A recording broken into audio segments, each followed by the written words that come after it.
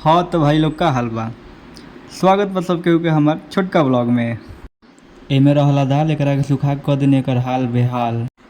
अब एकरा पर फेंकब हम आटा के जाल। एमे पत्ता गोभी के सब्जी रहला तो एकरो के थोड़ा सा ले लेतनी, तीनों के मिक्स कर देते। तब तीनों के एके में फेंट के मिक्स करके खूब बढ़िया डो बनावे के बा। और वो मने आटा साने के बा, तनी पानी कम बा, लगातार सूख गइल बा, थोड़ा सा पानी डाल देतनी आ खूब बढ़िया से एकरा के सानब। एक डो मने गोल बनावे के बा, आटा जैसे सान के रखल नु उहे करे के बा।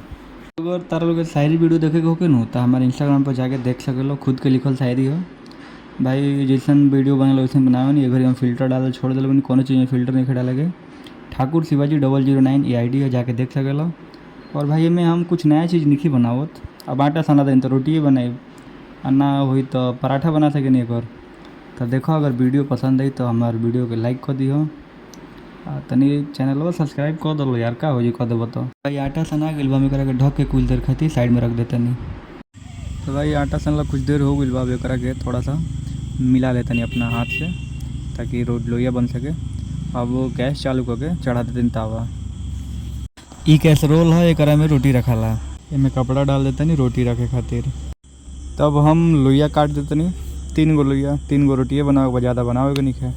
तब लोइया काट के रोटी बेल देतनी हम रोटी बेल के डाल देतनी तावा पर। तले दूसर को रोटी बेल देतनी, वो वाला रोटी गर्म होता जब ले तावा पर बेल देतनी रोटी बेल के तीसर को लोइया बना देतनी। अब करा के धीरे धीरे पका ले। अब पता ना भाई फूली कि ना, देखो तनी फूला के फूलत तो नहीं है। अब एकरा के घी लगा के ही सेक देतनी, घी लगा के अलाट पलाट के सेक देतनी भाई।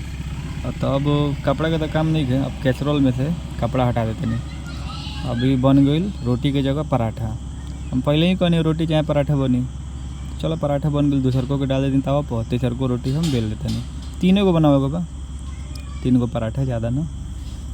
अब बाचल आटा के डाल देतनी डब्बा में। अब ये रोटी के बढ़िया से घी लगा के सेक देतनी दोनों तरफ से। और लास्ट बाचल भाई सेका गइल बा, देखो ऐसन के तो बनल है तो ठीक बा। डाल देतनी कैसरोल में, एक और तावा पर। तो जब ले रोटी पकता तब ले साफ सफाई कर देतनी, कहीं भाई किचन में साफ रहे के चाहिए। जहाँ खाना बनावल जाला नु करा के बिल्कुल साफ रहे के चाहिए, तुरंत खाना बना के एकदम साफ कर दो।